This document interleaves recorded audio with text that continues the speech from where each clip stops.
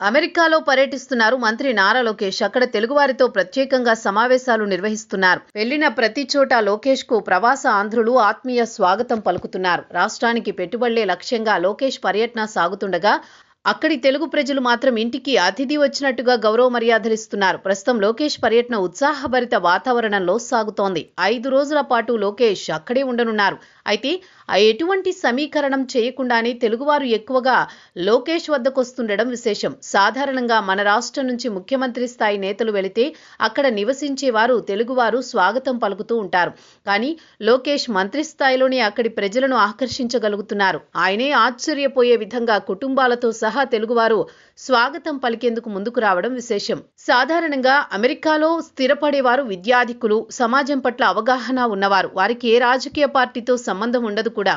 ఖండాంతరాల్లో ఉన్న ఏపీలో ఏం జరుగుతోంది అన్నది తెలుసుకుంటారు. గడిచిన 18 నెలల కాలంలో కూటమి ప్రభుత్వ పాలన, రాష్ట్ర అభివృద్ధి సమగ్ర వివరాలు వారి వద్ద ఉంటాయి. అయితే ఈ పరిణామాల క్రమంలో లోకేష్ పాత్ర వారికి తెలుసు. అయితే ఇప్పుడు ఏపీకి పెట్టుబడులు తీసుకొచ్చేందుకు లోకేష్ అమెరికాలో అడుగుపెట్టారు. గత పర్యటనలో గూగుల్ సంస్థ ప్రతినిధులను కలిశారు. దాని పర్యవసానమే విశాఖకు అతిపెద్ద గూగుల్ డేటా సెంటర్ రాక. మరోవైపు ప్రపంచ దిగ్గజ ఐటీ సంస్థలన్నీ ఏపీ వైపు చూస్తున్నాయి. దీని వెనుక లోకేష్ కృషి ఉంది. ఆ కృషిని ఏపీలో ప్రతిపక్షాలు గుర్తించకపోవచ్చు కానీ అమెరికాలో ఉన్న తెలుగువారు మాత్రం గుర్తించారు.